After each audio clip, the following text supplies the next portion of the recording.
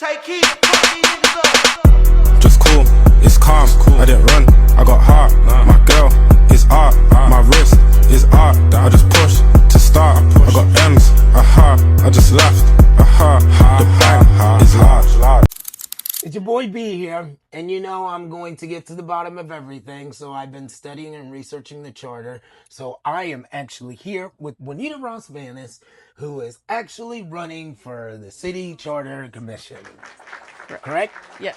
All right, and I'm not here to trip you up. I'm just here to find out if you're ready to write Marion's operating system, because this charter isn't just a document, it's our city software. If we code it wrong, Marion will run wrong for decades. So, that being my opening statement, where are you from originally, and what ties you personally to Marion? So Marion, I'm originally from Toledo, and I moved here when I was 6 when I got adopted from the Ross-Vanis family. Oh, the Ross-Vanis family. Big family? Huge family. How many brothers and sisters? Don't know. Don't. No, 20. How many nieces and nephews? Oh my gosh. Over 60? That's crazy. Probably by now. And a lot of great nieces and nephews. What made you decide to run for a charter commission? What problem do you hope the charter solves?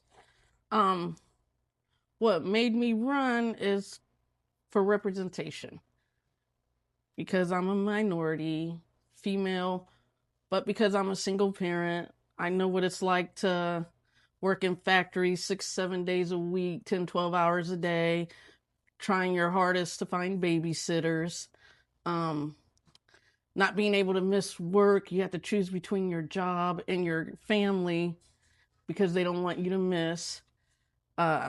I worked in prisons doing 16 hours a day, 4 hours round trip, so it always took me away from my son. What problem do you hope that the charter solves? From all the complaints and me watching the meetings, and I attended a couple of them before with my son, seems to be a huge finance issue. It's people don't know where the money is, how much. And I know we have budgets coming up. Accountability. Yeah. Is what you're basically saying. There's zero accountability right now. It falls on the voters. They pick who they want.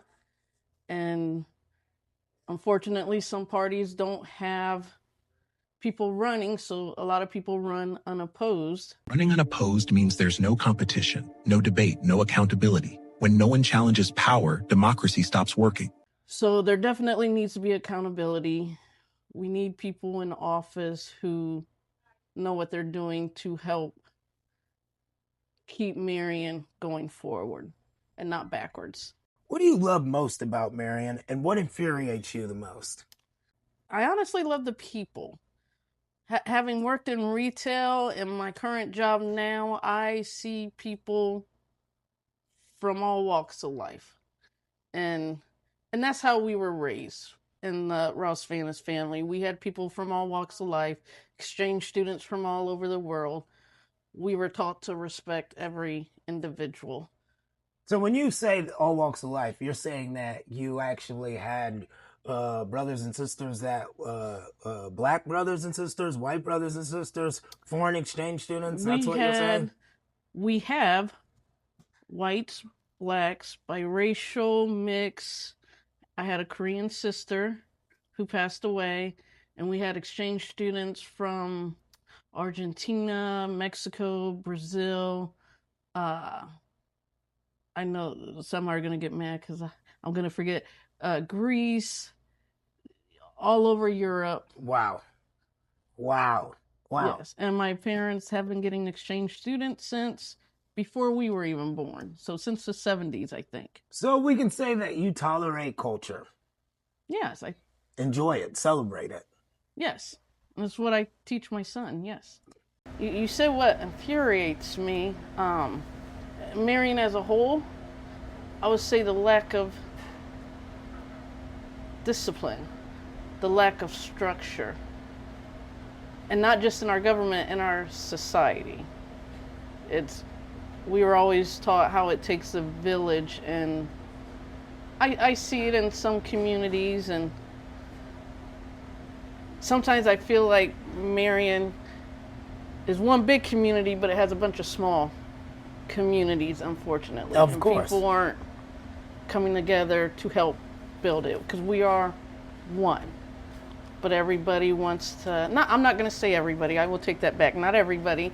There's just people that, Do you believe there are people taking too much and not and it's not community driven? Do you believe that basically Marion can be more community driven? Is that what you're implying? I don't know what you mean by taking too much. Maybe taking advantage. Maybe they're in a position of power in Marion that lets them get away with things that a lot of the community wouldn't agree with. So if you're talking about people in power, I'm assuming you're talking about city officials?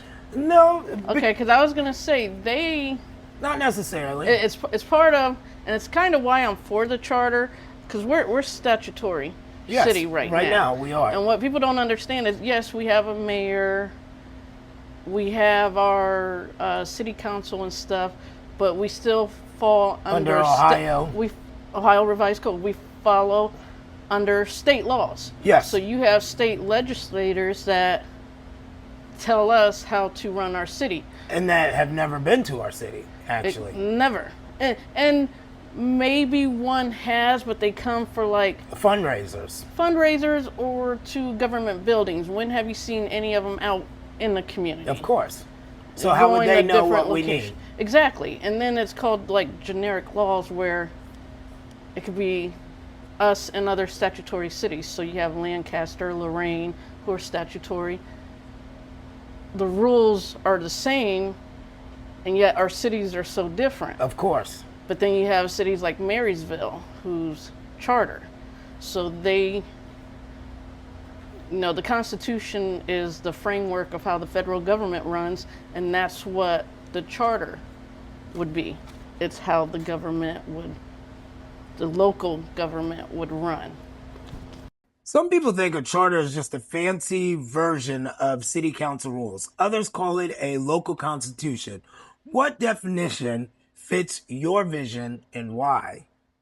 It's pretty much what I said. It is the local constitution, because right now we're under state laws, and city council passes ordinance. A perfect example would be under state law, they made it legal for people to set off fireworks.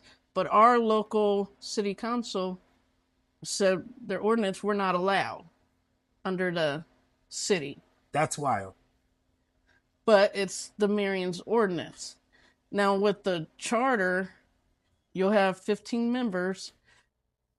The majority, it goes with them. They run how our local government will run. Okay. So you have local officials. People will vote for these local people. And I know there's complaints that some are city government, but it's like I said earlier, they're not the ones that made these laws that we're abiding by now. That's the Ohio Revised Code. Now, when the charter is written, it still can't go outside federal state laws. Of course. You still have to abide by those. But with the charter, we can actually do things like a public ledger and things of that nature. It'll be however they write the charter. Right. And it's open to the public, so they get their input and they actually get the final say. Of course. So when it's written, it can be amended, ratified. It still goes back to the voters, and they decide if it's yes, that okay, we like this charter. Now, can you name one real limitation that the current statutory system puts on Marion that a charter can remove? Right now, the elected officials. So under a charter, they can get rid of a lot of those positions. And You can have a mayor, city manager. You can have mayor, city council.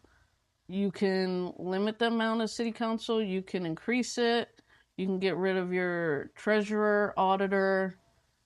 What would you do to replace those positions? How would you replace those positions? Maybe software programs, blockchain, consensus mechanisms? Have you thought about looking into any of those things? I personally haven't. I know they're wanting. I know people have made complaints about our finances Of course. in the auditor's Yep. office, and Those people would want a blockchain. And this is just me going off of just reading Facebook comments. What people are mainly concerned of is the finance in Marion. Keeping track of the finance. Finance is number one. If people are wanting certain things, I would say if a charter's passed, I would come to the meetings and let the charter members know Express what it. they're wanting. Yes. Express. Because it's the charter members' jobs to Listen to the community. And people also got to remember the charter members, it's a volunteer position. Yeah, of course. It's not paid, it's volunteer. Of course. Do you see anybody volunteering for the charter that looks like they don't have the motives that are geared towards the rest of the community? So I don't know every individual running. So even though, like I said, number one is finance a concern. You don't have to say any names. No, Anything I'm saying like that. number one is finance. Of course. Is the main concern. But when I hear people talking about certain city officials and they're about themselves, I will say some names. No, don't say any names. But my question... So, no. The people in law enforcement that are running, I don't think they put themselves first. Every day, they're out there protecting and serving our city. Of course. So for people to say they're about themselves, they only care about themselves, I don't see how that's... No, that doesn't make sense to me at all. Because if you're a part of law enforcement and you see something wrong because you're in the streets every single day, then you join the city commission because you want to change something that you see as wrong every day. I completely understand And they that. can help find better resolution. But like I said, the charter is just how the government should run. Okay, what if you own a bunch of construction buildings in town? And then I join the charter. Let's say I own a bunch of construction buildings in town. I decide to join the charter. I want to loosen up building codes in town so I can build more buildings in town and profit more money. Is that a possibility that members of the charter, the people that's on the city charter, could they have that motivation? I would like to think not. I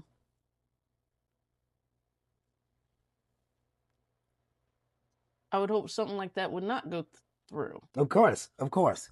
My question is this. Do you believe businessmen should be on the charter? I believe... Or should it be regular people? I mean, I always laugh at that. Regular people. We're all regular people. And it's like I told you before, a couple days ago. When you say regular, most of us don't have millions of dollars. Most people in Marion, I'm going to assume, don't. Okay. And like I said, I don't know every person running for city council. But the few that do could have ties to people on the charter and could lean towards their favor. Could do things to get into their favor. Now you're running on the charter.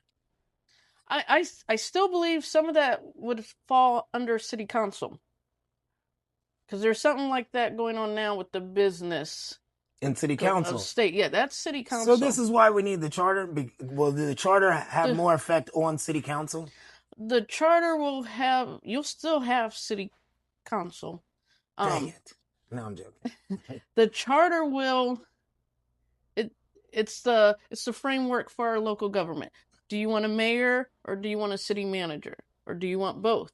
Do you want a mayor and city council? How many members of city council? We can decide that there's term limits. And some people think there should be term limits for elected officials. So with the city charter, like I said, once it's passed, they have about a year to write it. The community, the public can come to the meetings. They should come. A lot of people, everybody should get a say with how they want our local government to run. And if people like it, it goes back to the voters. If it's voted yes, then it goes. Now, they could put in the charter that, hey, periodically charter review clause. And not just that, but like maybe every couple years, Should a 4 or 5 years, change charter members. Exactly. Review it then to We see. can't have the charters become a monarch. Yeah, you can. That would have to be written in the charter. Yes, I'm assuming. That's because, like I said, I'm still learning this. I think everybody is learning. It's new, and I've been researching it for the last week. The only thing that I would agree with the charter so far is the consensus mechanism on the blockchain for the charter and being able to track public funding and where it's going and where it's being allocated to on a big screen in the middle of town. So you're wanting transparency. Of course, absolutely. And which is what has made me do this interview, because everybody knows that I was definitely against the charter. But now after doing my research, I'm for the charter. Because I was listening to a bunch of people that was just like, no for the charter, no for the charter. And then, which I'm going to ask you too, how do you feel about some people that are saying no for the charter, but are running for charter commission? I'd almost have very limited confidence in them. If you're running for something, you should be behind it. If the mayor's running for mayor, he should be behind that. City council members, president, no matter what position you're running for, you should be behind it 100%. So I don't know who all said no. But there are active commission members. Now, this is just my research. Now, I'm not going to name names, but there are active people, candidates running right now that have openly, publicly stated, do not vote yes for the charter. But if you do, or later in the voting section, because you can still vote no, people, but then you still have to pick the list of people up to 15 people, of course. So no more than that. There are people that are like, vote no, but still vote for me. How do you feel about those people? As a voter, how does that make you feel? Me personally, I don't think if I vote for a person like that, they are literally just going to be in the commission to cause trouble. Therefore, they're going to be stopping progress because they just sound combative. They sound aggressive. They sound like they don't want to solve a problem. They want to be a part of the problem. And that's the problem. We all can agree there's a big problem going on in Marion with the finance. Yes, there's a huge problem. If you come to city council meetings or listen to it online, you hear it constantly. We can't keep going down that path. Yep. We will go bankrupt. I believe. That's my personal opinion. Our city will go bankrupt if we keep going down that path. Change does need to be made. Completely agree. Huge changes need to be made. During the French Revolution, Gutenberg's printing press is what gave the people books, and because of those books, people were able to find out that the monarch was not a good system of government and a democracy was a better system of government, which ended up fueling the French Revolution. Basically, technology freeing humans, giving us more free time all through time. Now we have the age of the internet in which we can No longer have to go to the public library, check out a book. We got the information at our fingertips. That being said, would you agree that tech literacy should be a qualification for anyone helping write or enforce the charter? Why or why not? So you're wanting to have someone hired to. No, I'm just saying, should people on the charter have some type of literacy towards tech, economics, and innovation? That I don't know. That's good. I'm being honest. I don't know how that could help with the writing of the local government. Charter? Well, let's say you guys decide to go with the public ledger to help keep track of accountability and help keep track of the data for the finances. We put that on the blockchain. Blockchain's unhackable, and we watch the data live so everybody can track it. We can actually tie the data to the person that's asking for the money. So let's say. So I'm going to interrupt you because I hear you say blockchain a lot. Mhm. A lot of us probably don't even know what blockchain is. I don't. That's so awesome. maybe you should explain that one to the people. Yes, because I will explain. I what heard this blockchain whole is thing is in blockchain, this video blockchain, right like- here. Imagine a giant notebook that everyone can see, but nobody can erase. That's the blockchain. And it's about to change money, government, and trust forever. Think of a fire station. When a fire happens, everyone at the station hears the alarm at the same time, and they all write down the address. Nobody can secretly change it or erase it. That's how the blockchain works. Every time something happens, like spending money, everybody writes it down in their copy of the notebook. Because everyone has the same notebook, nobody can cheat. Each page in the notebook is called a block. Once a page is full, it gets locked forever and added to a chain of older pages. That's why it's called a blockchain. It's public, it's secure, and it can't be secretly changed. Now imagine if we use this same idea for government. Today, our system is old, built 250 years ago on paper, pens, and hidden filing cabinets. We pay taxes, but we can't track where our money goes. Decisions are made behind closed doors. With blockchain, every dollar of tax money could be tracked in real time. You could open an app and see where your city, state, or country spends your money. Roads, schools, hospitals, everything. No secrets, no missing funds, no backroom deals. Blockchain could let every citizen vote on local issues right from their phone, instantly, securely, and publicly. No waiting in lines, no shady counting, no distrust, true participation, real digital democracy. This is transparent software replacing outdated paper systems. It gives power back to the people, not politicians.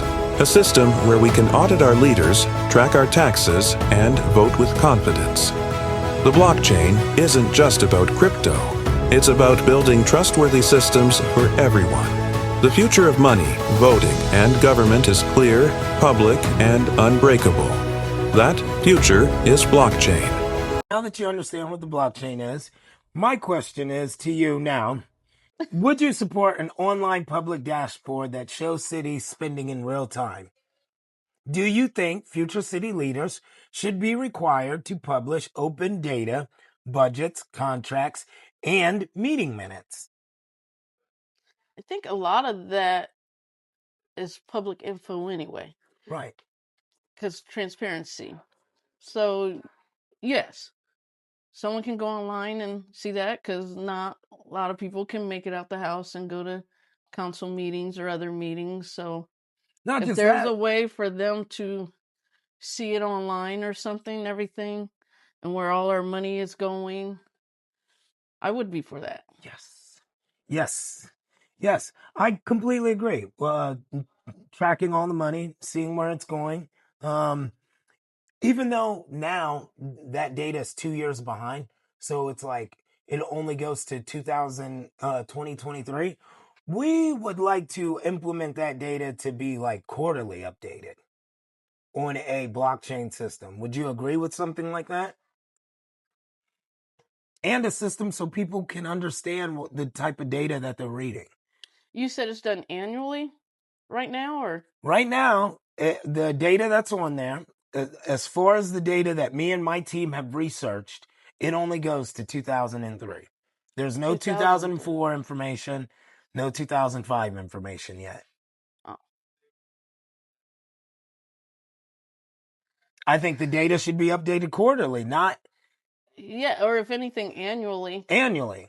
Yes. I was thinking it was annually till you said 2003. Yeah, there's no 2004 information that you can find on Marion anywhere. Anything, anywhere. And me and Julie did 3 extra deep dive search. Thank you, Will. Thank you, David. Thank you, Clint, who also, my nerds that did the double dive research. We can't find any recent data. Do you believe that that could also be a reason why the finances are so easily messed up in Marion? I don't know if it could be one of the reasons. I feel like that's what the treasurer and auditor's office is for. Yeah, you can timestamp whatever you want. Finance. Everybody having anybody's password, timestamp whatever you want. You got a whole 2 years to make it whatever you want. So you're thinking like people are falsifying info? To even be able to make the assumption because of the way that the system is set up right now, is it fair that we can make those assumptions? I mean, it's fair for you guys too. I feel like with the finance committee, when they have their committee meetings, they get paperwork from the treasurer and auditor. If it's open to the public, I don't know, because I don't sit in at the meetings. I know there's stuff you guys can download. I haven't seen any of that, so I can't say what all's the public can see with those paperworks. That's something you would have to ask a city council member or auditor or the treasurer. Last and final question. Where would you love to see Marion in the next 5-10 years? After the charter, of course. Marion as a whole. Yes. I would love to see it grow and not just downtown. I remember one day I just drove around and all the torn down homes or abandoned homes. A lot of them aren't even torn down. Homes that caught fire, they're just sitting there. I know there's some groups who go around working on them and stuff, but there's so many abandoned homes and we have so many homeless people. Marion has to come up with a way for people to have a home. I think that's the most important. People need shelter. The American dream. The American dream. The American dream. And family first. If you bring in jobs, these jobs need to stand by family first. Because like I said, I did factory 6-7 days a week, 10-12 hours a day. You have a lot of people in this town doing that, and I've talked for the past several years. When I say our system is broken, I'm not talking about the government, I'm not talking about the courts, I'm talking about society in general and corporate. Yes, you know, course. people. I worked 2 jobs as a single mom, trying to find babysitters. Lucky I got amazing babysitters now, and because I could have lost my job, home, everything a long time ago if it wasn't for those 2. And a lot of people are doing that, losing their jobs because they're putting their family first. And then if they are working all these hours, it's, why aren't you home with your kids? Now your kids are off getting in trouble, and it's almost like a lose-lose situation. And I would want something to fix that. Our structure in society of helping one another, not working for corporate. You know, when mom and dad worked, it was 8 hours a day. They'd come home with the family. There was no weekends working, no 10, 12 hours a day. Factories had parties for family members. Yep, I was talking about that. Same with the hospital where mom worked. We had parties at Lincoln Park, winning 2 liters of pop, and riding in the train from the American Legion on Bell Fountain. They used to take their train around. And wind up popcorn, chips, and goodies to boxes and boxes. And they do a lot by donating. Of They course. donate to Thank you, Gabriel's Wind Up Popcorn. favorite. Yes, they donate to Gabriel's favorite nonprofit company. PBJ And here we have Trucks. Mike. Mike.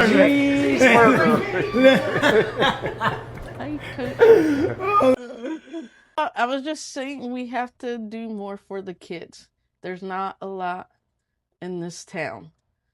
And what there is, they have the Y here, but it's restricted for a certain age. Downtown, yes, you have the third Thursday for the kids. You have Max Air, but there's nothing for these kids. So they go to the stores and terrorize. I worked them. We dealt with it. We have to bring stuff in for these kids. And some parents can't afford things. The skating rinks, YMCA memberships, the pool. There's things parents can't afford. Of course. And no matter how hard they're working, Of course. bills come first. Of course. And so the kids, and plus if their kids are playing sports or music in school, have you seen how much that stuff costs now? Absolutely. Especially, I played sports growing up, but my son's the music, and I see what these musicians have to go through, the fundraisers and how much they have to collect. We have to do more for them. Yes, absolutely. For the musicians, not just athletes. And you heard it from one of the best moms in Marion, Ohio. Right there. From the best mom in Marion, Ohio. We do definitely need more for the kids. This is Juanita Ross Vanis running for City Charter Commission. She definitely has my vote. Does she have yours? We are at Mike's Deli on Main, located in metropolitan Marion, Ohio at 153 South Main Street.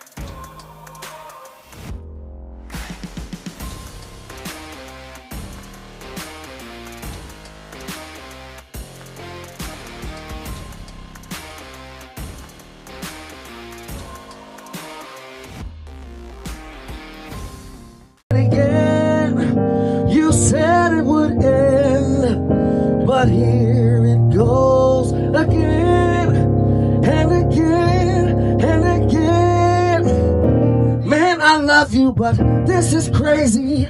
Have to fight you like almost daily. We break up so fast and we make up so passionately. Why can't we just love each other? You can hate me and be my lover. Passion ends and pain begins. I come back and we're doing it again. Oh, we're doing it again. Yes, we're doing it again. We said it would end, but here it goes again. Each time you call me home in a sweet refrain, saying things will change, you take away the pain. Then we flash back to the first time you put your spell on me. You envelop me, you feel good as hell to me. One moment leads to another few. Here it goes again, oh, oh, oh. Leaving you is so very hard to do. The cycle never ends, never ends. Oh, I'm doing it again. Yes, I'm doing it again. Yes, I'm doing it again. I said it would end, but here it goes again. Yes, I'm doing it again. Yes, I'm doing it again. Yes, I'm doing it again. I said it would end, but here it goes again.